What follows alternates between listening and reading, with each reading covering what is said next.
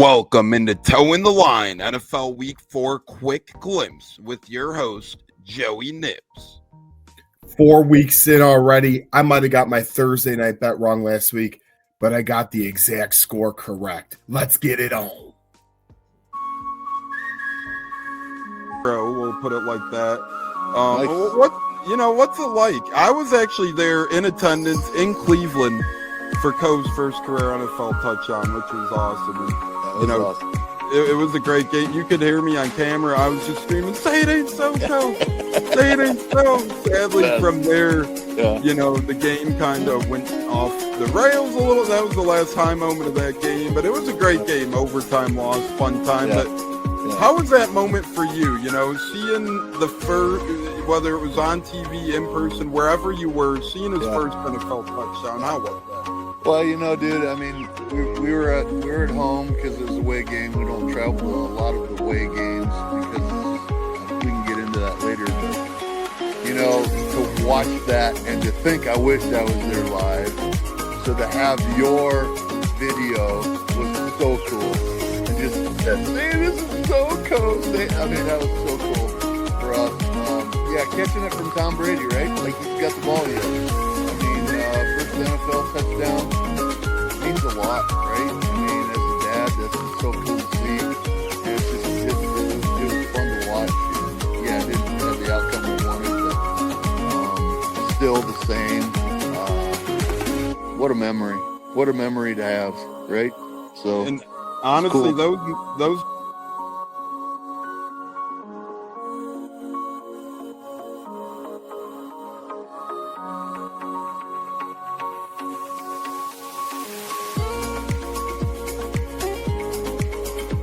One of the best guests ever, the Buccateers in the house. You guys hear him on Tampa radio all the time. He's one of the best in the business. My favorite personal in the business. That's why I'm elated tonight. Growing up in the Chicago area, you're used to sports radio. That's what gets me through the day. So this man does help get me through the day, I will say, with the Pat and Aaron show at work. Nothing like it. So it's incredible. It looks like we got Stunna bumbling in. I'm Tampa Tones. We are joined by lead goon tonight, host of the Pat and Aaron show of WDAE, Pat Donovan. And it sounds like Stunna is bumbling a little bit. Going to put him on mute for a second until that gets a little cleared. But we're joined by Pat Donovan. It looks like Stunna's hanging out with Cheech and Chong in a car with the windows up or something over there. It does look like you got a little... No, my camera's broke. And he was trying to pull me in big time. And then I was like, hey, nothing happened with Indianapolis yet. Like, I really want to give Indy a chance. And then also I talked to Cody Gruden, once he took over Rich McCann, I'm still like, well, look, I was like, y'all just give me the opportunity to explore free agency, see what's going on, and then kind of make it do it. All right, everyone, you are tuned into the Buccateers at wide receiver, Kalen Geiger, and we are about to have a great pod. This is the Buccateers. You're tapped in, and here we go. Now back to Toe in the Line, NFL Week 4 with your host, Joey Nips. And that's right. We are toeing the line once again, which we will do near the end of the show as always. But we got a great Thursday night football game, divisional game to talk about. AFC South, we know who it's led by right now, so I'm very happy. As I said, we'll toe that line one or two times, give a couple Sunday treats, as we always do, and a little locker room talk to end this out. It's time to pull out that coin for the opening coin toss with your host, Joey Nips. Tails never fails, but it's heads today's fella. And let me tell you, Seattle at Arizona. 2-1. Some people gave these teams some crap. I predicted Arizona right to a perfect tee so far. And I do like them today at the plus 1.5, excuse me. I might bump that a little bit, but we'll get to that with the over-under at 43.5 because two good defenses here. But you know who else is playing good? Both quarterbacks in this game. Sam Darnold and Kyler Murray both have 4 touchdowns. And two interceptions for Darnold, 1 for Murray. But the completion percentages are above 67%, Darnold with the slight lead. And the QB rating, Darnold at 104 and Murray at 94. So we like what they see there. Who do they love most? These Thursday night footballs, they like to run, like to give it to who they give it. And that is Trey McBride, has 17 catches on the year. And then JSN with 22. He really is by far and away the leader. Cooper Kupp has 11 in second, but we know JSN's his favorite target already with Darnold's new team after 3 weeks. And I mentioned the running games. Walker, 4.2 yards per carry. I'd like to see him even get a little more carries, especially on Thursday Night Football. And then, unfortunately, James Conner, injury history. But, hey, Trey Benson, 6 yards per carry right now. And DeMercado's not a bad third-string option. So, it's interesting. These defenses are very good. They both played similar opponents. They both played New Orleans and San Fran. Their D tackles are leading the way in their sacks categories. Calais Campbell, the seasoned vet, who seems to always help out a defense no matter where he goes the past few seasons with a couple of sacks. And then Byron Murphy, bolt and the inside as well with 2.5. So I don't feel comfortable going with the over-under in this one. I'm going to take Arizona 23, Seattle 21. And like I said, very good game, both good defenses. But I'm just a little bit more of a fan of Arizona, and they're at home, so I'm going to give them more credit that one. And that's your Thursday Night Football prediction. If you want to buy another half a point or so, feel free, but go Cardinals. Titans, Texans, Jaguars, and Colts. It's time to take a deep dive into the state of the AFC South with your host, Joey Nips. I am a happy man at 3-0. You cannot screw up that game over the weekend. We had our first divisional game. I always go in the pecking order. Colts are at the top. They beat Tennessee. They took care of business and did what they were supposed to do. Now, right now, Brian Callahan, we'll get to him, but that looks a little scary. Colts have 103 points, second most in the NFL. Jonathan Taylor just won back-to-back AFC Offensive Player of the Week. And then Daniel Jones is third in passing yards.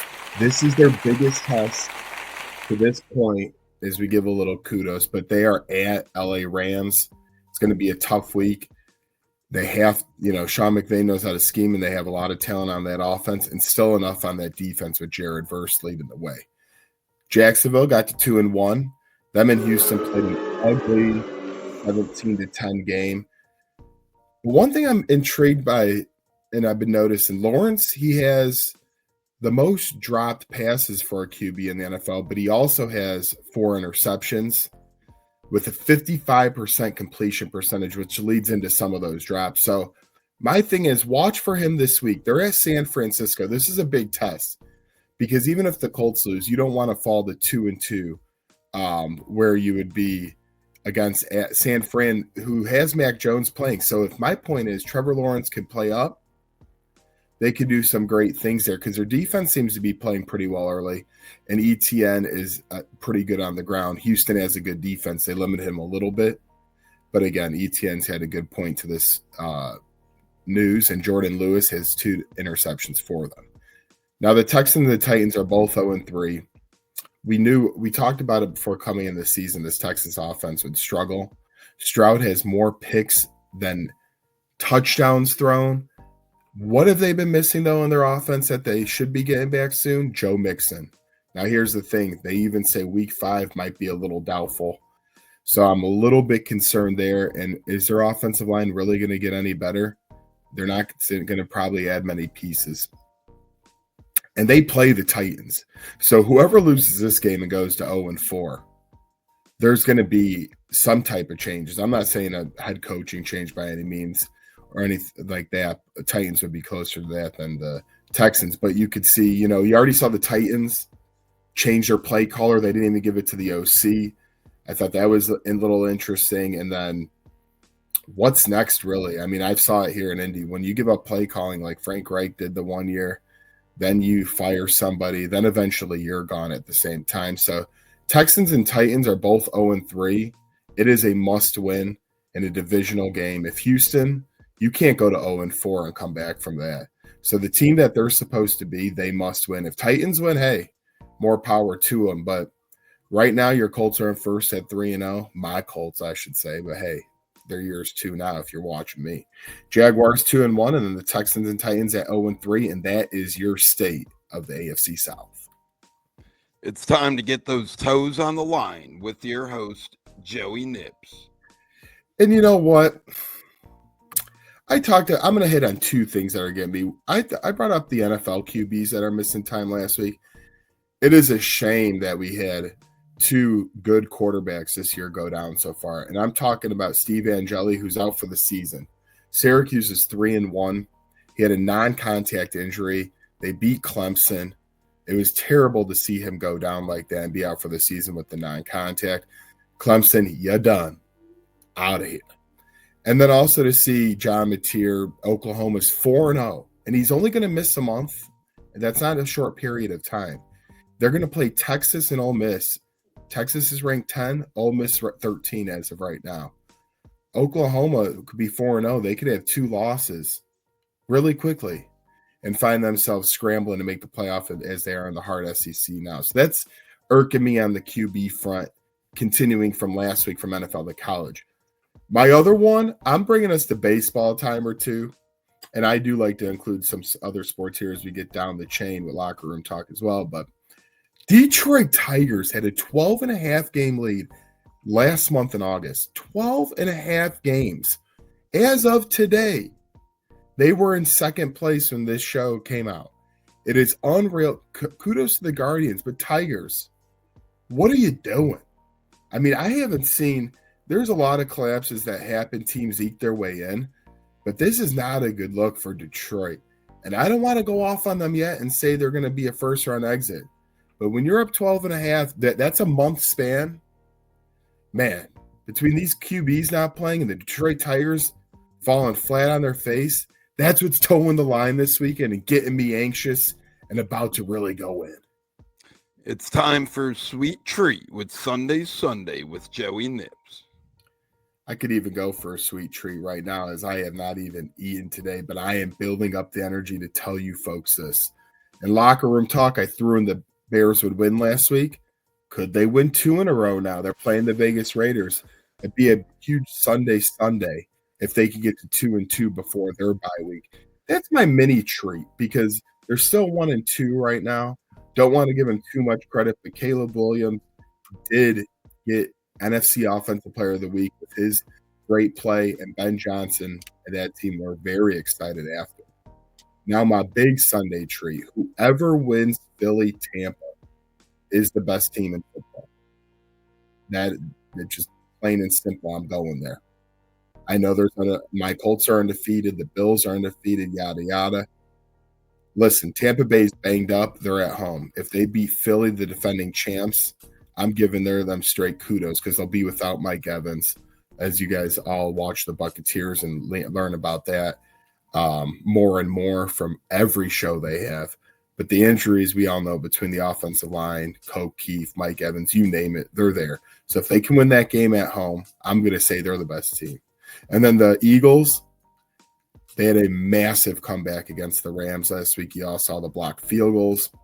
They were getting their ass kicked. They could have put it in. A.J. Brown complaining on the sidelines. It could have been an easy mail-in game, but not so fast, my friends.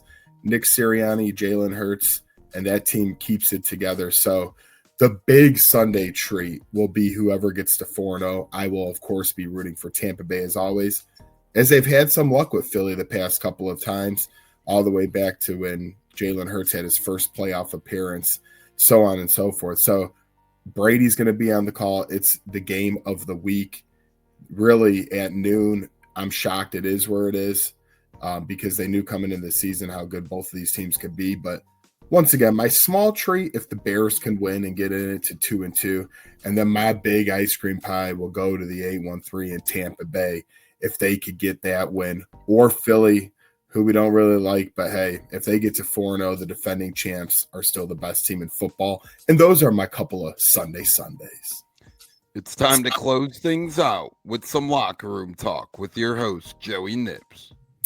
Yeah, we're going to hit this at a couple different directions, make it a little fun and interesting.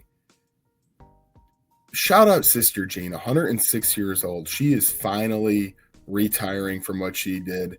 at Loyola. She's been working there since 1991. I can remember about 7 years ago, when they made the Final Four, and she was going to all the games at 98 years old. Just a warrior. I wanted to give her a shout out, as we live in Chicago, and she was nationally publicized a lot during that time, but I definitely want to give her a shout out for everything she has done, and she's always supporting her basketball team. And then also Chipotle, I picked this up Chipotle for dinner today, and I'm a little bit pissed off right now. They say you get a free quesadilla, right? It's National Quesadilla Day, whatever it is. All these promotions happen. Typed in the promo code. They said you had to spend $20. I spent $52. Okay, and some change. Typed in the promo code, wasn't working. I didn't really care. My big ass didn't need a quesadilla. That's not the point of the story. I need to go down in that category instead of up, if you know what I'm saying. But don't make things so complicated. If you say you're going to give it to somebody and they spend more than double the money, I want to see that in my cart. I have 2 roommates. One of them could have ate it. So shame on you for making it that way, Chipotle. And you know what? I could have towed the line with that, but this is what Locker Room talks about. You get some good, you get some bad. I'm ready to just free up and watch all of our shows this weekend. As of course, Saturday, we're going to be on predicting all the college football games in NFL. And then I'm ready to go home as the Tampa crew, Tones, J-Lo and the boys, they were out traveling. This week, we're home hunkering down, Pops, myself, and Tones for the noon Bucs Eagles and for the 3:05 Central Time Colts at the Rams. I cannot wait for it all. I hope you all enjoy your weekends. And again, you're towing the line with Joey Nips. That's 3 S's at the end. Joey Nips is towing the line, and I'm out. Bro, we'll put it like that. Nice. What's it like? I was actually there in attendance in Cleveland for Coe's first career NFL touchdown, which was awesome. And, Awesome. it was a great game. You could hear me on camera. I was just screaming, "Say it ain't so, Coe! Say it ain't so!" Sadly, Yes. from there, Yeah. the game kind of went off the rails a little. That was the last high moment of that game, but it was a great game. Overtime loss, fun time. Yeah. But how was that moment for you? Seeing the first, whether it was on TV, in person, wherever you were, seeing his first NFL touchdown. How was that? Well, dude, I mean, we were at home because it was a away game. We don't travel to a lot of the away games because we can get into that later. But to watch that and to think I wished I was there live. So to have your video was so cool. And just that, this is so cool. I mean, that was so cool for us. Catching it from Tom Brady, right? Like he's got the ball yet. I mean, first NFL touchdown means a lot, right? I mean, as a dad, that's just so cool to see. And it's just, it was fun to watch. And, it didn't have the outcome we wanted, but still the same. What a memory. What a memory to have, right? So, And honestly, cool. those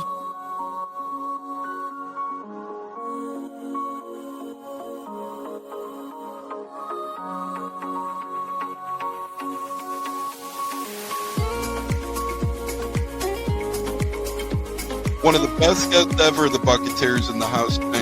You guys hear him on Tampa radio all the time. He's one of the best in the business. My favorite personal in the business. That's why I'm elated tonight.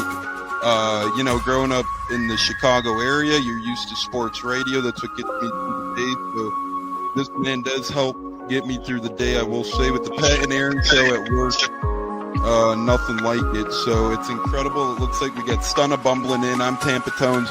We are joined by lead goon tonight, host of the Pat and Aaron show of WDAE, Pat Donovan. And it sounds like Stunna is bumbling a little bit. Going to put him on mute for a second until that gets a little clear. But we're joined by Pat It looks like Donovan. Stunna's hanging out with Cheech and Chong in a car with the windows up or something over there. It does look like you got a little... No, my camera's broke. And he was trying to pull me in big time. And then I was like, nothing's happened with Indianapolis yet. Like, I really want to give Indy a chance. And then also I talked to Cody Gruden, once he took over Rich McCann, it was still like, well, look, I was like, y'all just give me the opportunity to explore free agency, see what's going on, and then kind of make it do it. All right, everyone, you are tuned into the Buccateers of wide receiver Kalen Geiger, and we are about to have a great pod. This is the Buccateers. You're tapped in, and here we go.